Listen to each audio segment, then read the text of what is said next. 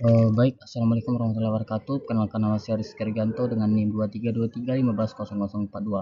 Baik, saya di sini akan menjelaskan buku tentang ilmu perundang-undangan dari bab 10 sampai ke bab yang ke-13. Adapun pembahasan kita pada bab 10 yaitu jenis peraturan perundang-undangan. Berdasarkan Undang-Undang Nomor 12 Tahun 2011, peraturan perundang-undangan di tingkat pusat dibedakan menjadi beberapa di antaranya. Dan seperti yang kita lihat di sini, yang pertama itu undang-undang dan peraturan pemerintah pengganti undang-undang. Peraturan pemerintah, peraturan presiden, menteri, lembaga non-kementerian, direktur jenderal kementerian, dan peraturan badan negara. Undang-undang peraturan pemerintah pengganti undang-undang. Yang pertama itu ada undang-undang dalam artian formil, dalam artian dalam artian material, undang-undang pokok, undang-undang lokal, dan undang-undang daerah. Nah, peraturan pemerintah pengganti undang-undang. Adapun yang masuk dalam peraturan pemerintah yaitu peraturan perundang-undangan dibentuk oleh presiden melaksanakan undang-undang berdasarkan ketentuan pasal 5 ayat 2 Undang-Undang Dasar 1945. Adapun yang dimaksud dengan peraturan presiden yaitu peraturan perundang-undangan yang dibentuk oleh presiden berdasarkan ketentuan pasal 4 ayat 1 Undang-Undang Dasar 1945. Adapun peraturan menteri atau kita singkat dengan permen, yaitu peraturan perundang-undangan yang di setingkat lebih rendah dari peraturan presiden. Peraturan ini bersumber dari pasal 17 Undang-Undang Dasar 1945. Yang berikutnya peraturan kepala lembaga pemerintahan kementerian. Nah, suatu istilah baru yang dalam keputusan Presiden nomor 103 tahun 2001 tentang kedudukan, tugas, fungsi, kewenangan, disusun, organisasi, dan tata kerja lembaga pemerintah non-departemen Republik Indonesia. Nah, adapun peraturan Direktur Jenderal dalam kurung kementerian. Peraturan yang dibentuk sebagai penjabaran dari peraturan menterinya sehingga peraturan yang bersifat teknis.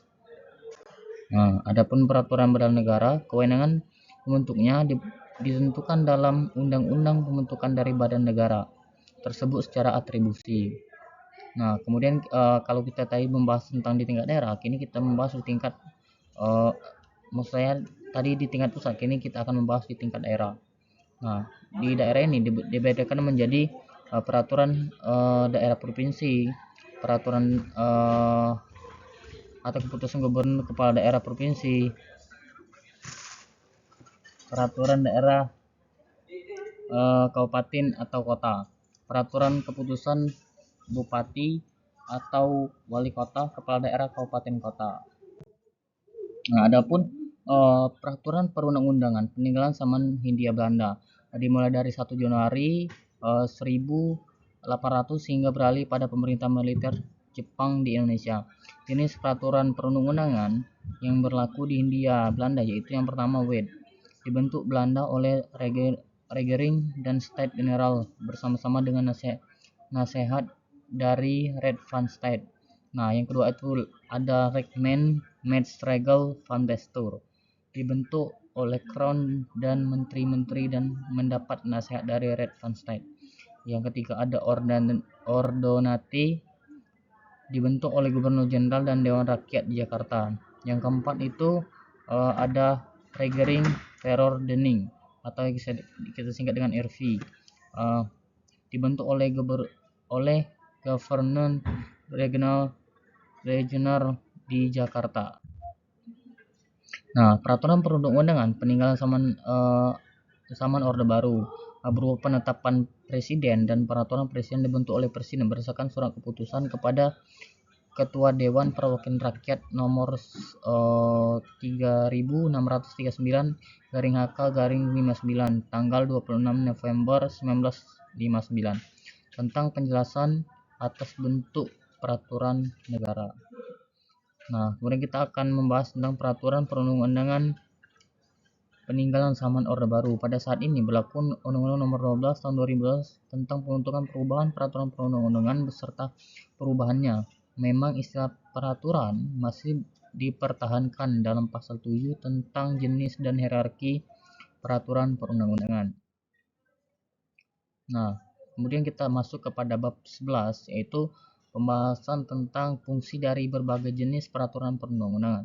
Yang berdasarkan tata susunan atau hierarki jenis-jenis peraturan perundang-undangan tersebut, maka fungsi dari masing-masing peraturan perundang-undangan adalah sebagai berikut. Yang pertama itu ada fungsi undang-undang dan peraturan pemerintah pengganti undang-undang. Yang kedua ada fungsi peraturan pemerintah, fungsi dari peraturan presiden, fungsi dari peraturan menteri, fungsi dari peraturan kepala lembaga pemerintahan non kementerian, yaitu fungsi peraturan direktur jenderal, fungsi peraturan badan negara, ya, fungsi peraturan daerah, dan yang terakhir itu adalah fungsi peraturan kepala daerah. Nah, yang pertama itu ada fungsi undang-undang dan peraturan pemerintah pengganti undang-undang. Di dalam pembahasan tentang jenis peraturan perundang-undangan adalah peraturan perundang-undangan yang tertinggi di Indonesia. Undang-undang adalah peraturan yang dibentuk oleh Dewan Rakyat bersama Presiden dan disahkan oleh Presiden. Nah, yang pertama itu menyelenggarakan pengaturan lebih lanjut ketentuan dalam Undang-Undang Dasar 1945. Nah, yang kedua itu ada pengaturan lebih lanjut secara umum aturan dasar lainnya dalam batang tubuh atau disebut dengan pasal-pasal Undang-Undang Dasar 1945. Dan yang ketiga itu pengaturan lebih lanjut ketentuan dalam ketetapan MPR. Dan yang terakhir atau keempat, pengaturan di bidang konstitusi. Adapun fungsi peraturan pemerintah sebagai peraturan delegasi dari undang-undang, fungsi peraturan pemerintah menyelenggarakan yang pertama itu pengaturan lebih lanjut ketentuan dalam undang-undang yang tegas menyebutnya. Yang kedua menyelenggarakan pengaturan lebih lanjut dalam ketentuan undang-undang, yaitu peraturan. Adapun yang ketiga itu fungsi peraturan presiden, yaitu menyelenggarakan pengaturan secara umum dalam rangka penyelenggaraan kekuasaan pemerintahan, menyelenggarakan pengaturan lebih lanjut ketentuan dalam peraturan pemerintah tentang aturan, dan yang terakhir menyelenggarakan pengaturan lebih lanjut ketentuan lain dalam peraturan pemerintah. D. Yang keempat itu fungsi peraturan menteri, ya, menyelenggarakan pengaturan secara umum dalam rangka penyelenggaraan kekuasaan pemerintah di bidangnya, menyelenggarakan pengaturan lebih lanjut ketentuan dalam peraturan presiden, yang menyelenggarakan pengaturan lebih lanjut dalam undang-undang yang tegas menyebutnya, menyelenggarakan pengaturan lebih lanjut ketentuan dalam peraturan pemerintah. Adapun yang kelima ya, fungsi peraturan kepala lembaga pemerintah kementerian, menyelenggarakan peraturan secara umum dalam rangka penyelenggaraan kekuasaan pemerintahan di bidangnya, ya, menyelenggarakan pengaturan lebih lanjut dalam peraturan presiden. Nah, yang kita lihat sini yang sifatnya itu hanya internal kementerian. Fungsi peraturan direktur jenderal kementerian, menyelenggarakan perumusan ya kebijakan teknis peraturan menteri. Yang kedua itu menyelenggarakan pengaturan lebih ketentuan dalam peraturan menteri. Yang ke-G, fungsi peraturan badan negara, ya, menyelenggarakan pengaturan lebih lanjut ketentuan di dalam undang-undang yang mengatribusikan dan peraturan pemerintah yang bersangkutan. Yang kedua itu menyelenggarakan secara umum dalam rangka penyelenggaraan fungsi dan tugasnya. Yang ke adalah fungsi peraturan daerah. Fungsi peraturan daerah merupakan fungsi yang bersifat atribusi yang diatur berdasarkan Undang-Undang Nomor 23 Tahun 2014 tentang pemerintahan daerah, terutama pada pasal 236, dan juga merupakan fungsi delegasian dari peraturan perundang-undangan yang lebih tinggi. Yang terakhir itu ada fungsi peraturan kepala daerah. Ini merupakan fungsi delegasian dari peraturan daerahnya atau dari suatu peraturan perundang-undangan yang lebih tinggi berdasarkan pasal 246 Undang-Undang Nomor 23 Tahun 2014 tentang pemerintahan daerah. Nah, baik, kita di sini akan masuk pembahasan yaitu bab 12, yaitu materi muatan undang-undang dan peraturan perundang-undangan yang lainnya. Baik, kita lanjut ya. Materi muatan undang-undang, istilah materi muatan ya pertama kali diperkenalkan oleh Hamid S. At-Tamimi, Undang-Undang Dasar 1945 menetapkan mengenai pembentukan undang-undang dalam pasal 5 ayat 1 tentang rumusan Presiden memegang kekuasaan dan membentuk undang-undang dengan persetujuan DPR. Akan tetapi hal materi muatan undang-undang tidak disebutkan. Materi muatan peraturan perundang-undangan. Materi muatan pada peraturan perundang-undangan perundungan lainnya ya sebelum perubahan Undang-Undang 1945, atribusi atau delegasinya dalam materi muatan undang-undang atau materi muatan keputusan presiden. Itu yang pertama ada muatan peraturan pemerintah pengganti undang-undang, materi muatan peraturan pemerintah, keputusan presiden, materi muatan peraturan di bawah keputusan presiden. Yang kemudian menurut Undang-Undang Nomor 10 Tahun 2004, yang pertama itu ada muatan undang-undang, yang kedua ada materi muatan perpu, yang ketiga ada materi muatan peraturan pemerintah, peraturan presiden, ya, peraturan daerah, dan adapun peraturan desa. Nah, menurut Undang-Undang Nomor 12 Tahun 2011 ya, materi muatan yang pertama itu ada materi muatan undang-undang, yang kedua itu ada muatan materi muatan perpu, materi muatan peraturan pemerintah, materi muatan keputusan presiden, ya. Yang kelima tuh materi muatan peraturan kepala daerah, provinsi atau kota, kabupaten atau kota, dan yang terakhir adalah materi muatan yang berhubungan dengan sanksi pidana. Kemudian tanggapan terhadap perkembangan teori dan materi peraturan perundang-undangan. Materi muatan dirumuskan secara tepat sehingga dapat dibedakan dengan muatan peraturan perundangan lainnya. Jika dalam undang-undang sudah mengatur hal-hal yang bersifat teknis dan administratif, ya hal ini akan menyulitkan dalam pendelegasiannya kepada peraturan perundangan yang lebih rendah. Nah, kita masuk kepada bab yang terakhir, asas pembentukan peraturan perundang-undangan yang baik. Nah, dalam materi muatan dirumuskan dalam kita akan lanjut. Yang pertama itu ada pendahuluan. Asas pembentukan peraturan perundang-undangan adalah suatu pedoman atau suatu rambu-rambu dalam pembentukan peraturan perundangan yang baik. Yang pertama itu pembentukan peraturan itu menyangkut isi peraturan atau in how the regulations, ya, membentuk dan susunan peraturan perundangan, metode pembentukan peraturan perundang-undangan, dan yang keempat adalah prosedur and proses pembentukan peraturan. Adapun yang kedua adalah asas pembentukan negara yang baik.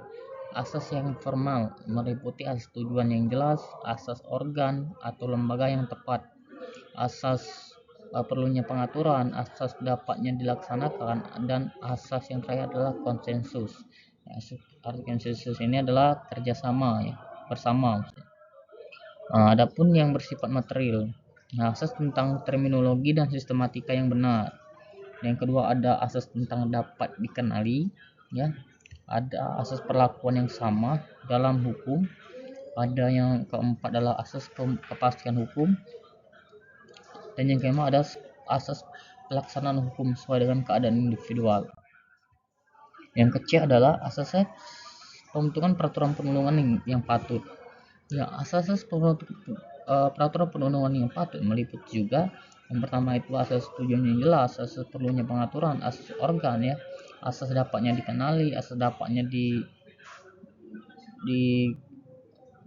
perlakukan yang sama dalam hukum, terus kemudian asas kepastian hukum, asas pelaksanaan hukum sesuai dengan keadaan individual. Dalam membentuk peraturan perundang-undangan, ya, harus berdasarkan pada asas pembentukan peraturan perundang-undangan yang baik. Ya, yang pertama itu adalah kejelasan tujuan, yang kedua ada keseimbangan atau organ pembentukan yang tepat, ya, kesesuaian antara jenis dan materi muatan dapat dilaksanakan, kedayagunaan dan kehasilgunaan, ya, kejelasan rumusan, dan yang terakhir adalah keterbukaan, ya, akuntabilitas, pertanggungjawaban kepada publik. Adapun asas pembentukan peraturan perundang-undangan yang baik. Dalam membentuk satu peraturan perundang-undangan yang harus dilakukan berdasarkan pada asas pembentukan peraturan perundang-undangan yang baik, ya. Yang pertama itu kejelasan tujuan, kelembagaan atau pejabat yang membentuk yang tepat, kesesuaian antara jenis, hierarki, dan materi muatannya dapat dilaksanakan, ya. Kedayagunaan, kehasilgunaan, kejelasan rumusan, dan lagi-lagi itu perlunya keterbukaan dalam satu pembentukan peraturan perundang-undangan yang baik tadi. Oke, kita lanjut. Penerapan asas pembentukan peraturan perundang-undangan Indonesia. Dalam pembentukan peraturan perundang-undangan yang berlaku saat ini, ya, sejak reformasi terdapat kecenderungan yang meletakkan asas-asas hukum atau asas-asas pembentukan peraturan perundang-undangan tersebut di dalam satu pasal-pasal awal atau dalam bab, ya, ketentuan umum seperti dirumuskan dalam lampiran Undang-Undang Nomor 12 Tahun 2011 tentang pembentukan peraturan perundang-undangan. Nah, mungkin itulah presentasi yang dapat saya sampaikan. Lebih dan kurang saya mohon maaf. Ya, semoga kita dapat menjadi lebih baik ya, ke depannya dalam mempelajari ilmu perundang-undangan dan secara umum kita mempelajari tentang hukum. Mungkin itulah yang dapat saya sampaikan. Saya akhiri. Nasrullah wa fatun karib wal sirri mu'minin. Wassalamualaikum warahmatullahi wabarakatuh.